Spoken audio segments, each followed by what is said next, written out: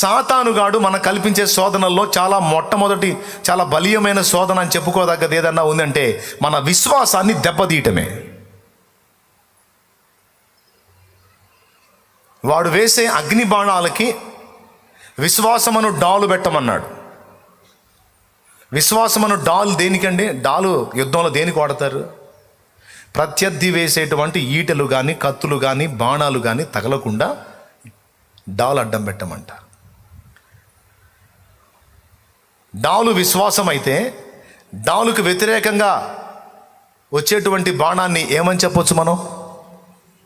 అవిశ్వాసం లేక అపనమ్మిక లేక అనుమానం. విశ్వాసానికి వ్యతిరేక పదం చెప్పండి. అది అంటే అపవాది వేసే బాణాలు ఏంటి?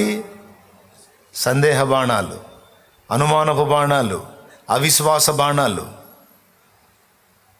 మరి స్టార్టింగ్లో అన్నీ జరిగినాయి కదా అంటే అప్పుడంటే జరిగినాయి, అప్పుడు ప్రారంభం కదా, ప్రభు చేశాడులే, ఇప్పుడు చేయడు.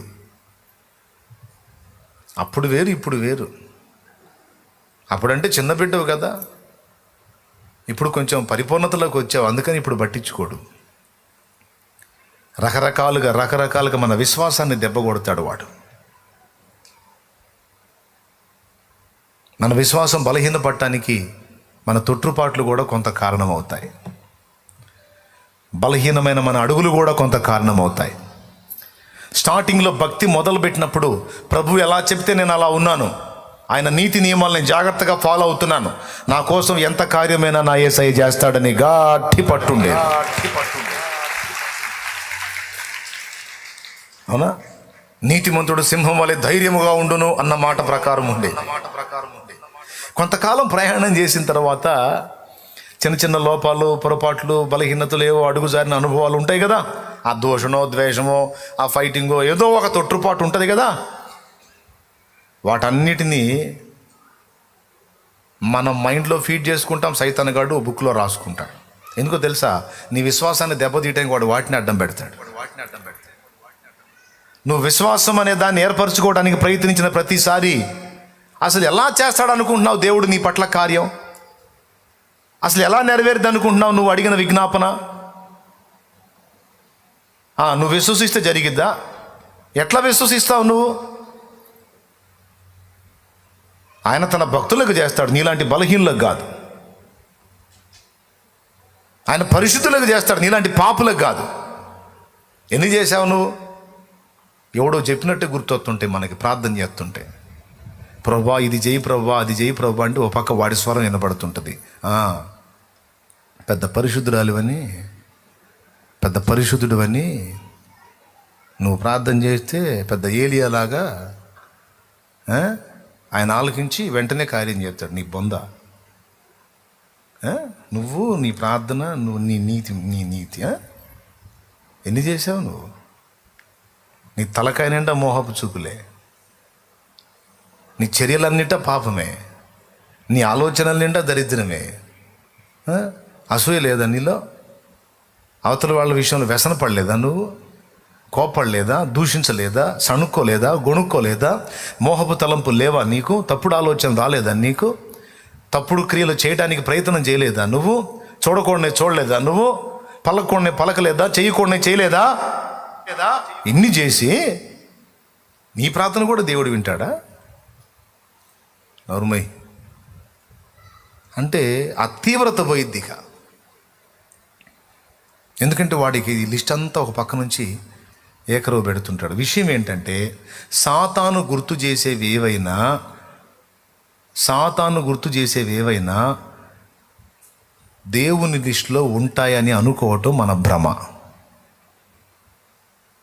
సైతానుగాడు గుర్తు చేసేవి దేవుని లిస్టులో కూడా ఉంటాయి అని అనుకోవటం మన భ్రమ. అదే వాడు పుట్టించేది మనకి. ఎందుకంటే చిన్నదే కానీ పెద్దదే కానీ మన వలన ఒక పొరపాటు జరిగినప్పుడు దేవుని ఎదుటికి వచ్చి మోకాళ్ళుని పశ్చాత్తాపతులమై ప్రాధేయపడి ప్రార్థించి మారు మనసు పొంది క్షమాపణ కోరినప్పుడు తత్క్షణమే దేవుడు దాన్ని తుడిచివేశాడు.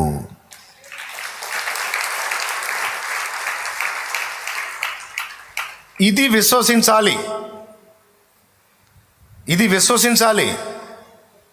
కానీ మనం అధిక నీతి కదా, మనకి నీతి పాళ్ళు ఎక్కువ కదా. పొరపాటు జరిగింది, మారు మనసు పొందావు, పశ్చాత్తాపడ్డావు, నిన్ను నువ్వే అసహించుకున్నావు, దేవుని పాదాలు పట్టుకున్నావు, ఏడ్చావు, క్షమాపణ కోరావు, తుడిచేశాడు. నేనే నా చిత్తానుసారముగా నీ అతిక్రమములను తుడిచివేయిస్తున్నాను, ఇంకా నేనెన్నడూ జ్ఞాపకం చేసుకోను అని చెప్పాడు.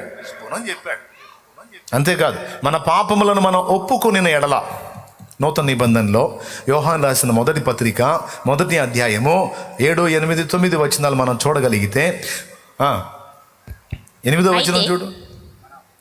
మనము పాపము లేని వారమని చెప్పుకుని ఎడల మనలను మనమే మోసపుచ్చుకుందుము, మరియు మనలో సత్యం ఉండదు. మన పాపములను మనము ఒప్పుకుని ఎడల ఆయన నమ్మదగిన వాడును నీతిమంతుడును గనుక ఆయన మన పాపములను క్షమించి సమస్త దుర్నీతి నుండి మనలను పవిత్రులుగా చేయును. పవిత్రపరుస్తాడు. ఎప్పుడు? నువ్వు ఒప్పుకున్న సంవత్సరం నరక, నువ్వు ఒప్పుకున్న 6 నెలలక, నువ్వు ఒప్పుకున్న 5 సంవత్సరాలక?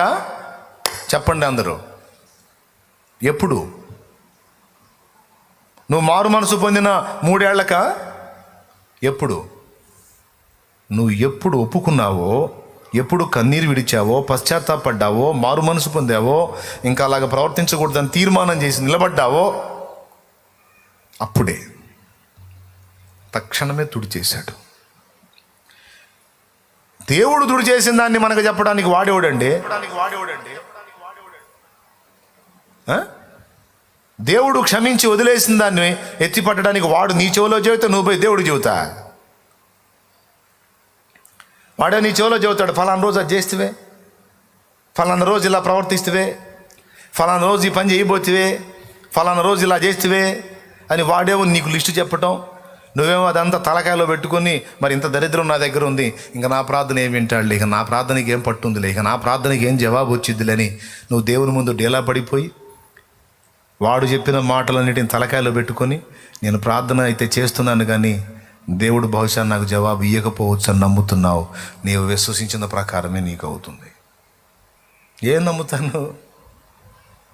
దేవుని ఎదుటికి వెళ్ళి నువ్వు ఒప్పుకున్న తరువాత సైతానుగాడు మళ్ళా దాన్ని జ్ఞాపకాల్లో తెస్తే చెప్పు వాడితో, ఒరే సైతాన్, నోరు మూసుకొని పో, నేను ఆ యేసై ముందు ఒప్పుకున్నా. నువ్వెవడరా నాకు చెప్పడానికి? నా ప్రభువే చెప్పలేదు. నువ్వెవరిరా నాకు చెప్పడానికి? నా వల్ల తొట్టుపాటు జరిగింది, పరిశుద్ధాత్మ నన్ను గద్దించాడు, వెళ్ళి మోకాళ్ళు వేశాను, ఒప్పుకున్నాను, పశ్చాత్తాపడ్డాను, ఏడ్చాను, క్షమాపణ కోరాను, మారు మనసు పొందాను, నా ప్రభు నన్ను క్షమించాడు. ఎందుకంటే ఆయన మాట అన్నాడు, అబద్ధం ఆడ్డు.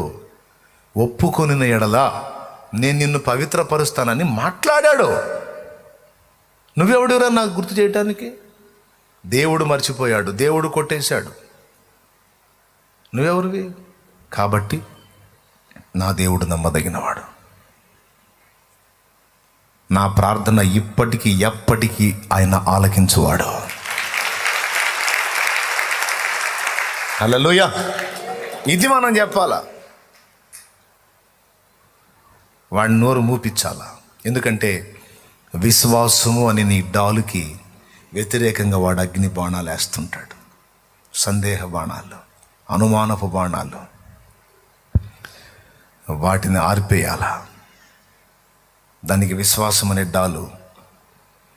అవును, పొరపాటు జరిగిందనే విశ్వాసమే కాదు, దేవుని ముందు అది ఒప్పుకున్నప్పుడు కడిగి వేయబడనన్న విశ్వాసం కూడా నాకుంది. గనుక నా ప్రార్థన వింటాడు. ఈ లాజిక్ మిస్ అవుతారు. ఈ లాజిక్ మిస్ అయ్యి విశ్వాసపు ఆరంభంలోనేమో అన్ని కంట్రోల్గా ఉంటారు. కొద్ది కాలం ప్రయాణం చేసిన తర్వాత జీవిత యాత్రలో కొన్ని భంగపాట్లు ఎదురైనప్పుడు ఇక వాళ్ళ విశ్వాసం చిన్నగా డౌన్ అవుతా వస్తుంది. దానికి కారణం ఇది. స్టార్టింగ్లో నియమనిష్టలు పర్ఫెక్ట్గా ఉంటాం, అందుకని గట్టిగా ఉంటుంది మన పట్టు. ఎవరికైనా బాగలేదంటే, అక్క నేను చేస్తా ప్రార్థన, దేవుడు వింటాడు, ధైర్యంగా ఉండవు, స్వస్థత వచ్చింది నీకు. అవతల వ్యక్తికి కూడా ఫుల్ ఛార్జింగ్ అనమాట. ఎంత గట్టిగా చెప్తుంది, ఎంత గట్టిగా చెప్తున్నాడు, నిజమే కాబోలని. నిజంగానే జరిగినాయి కార్యాలు.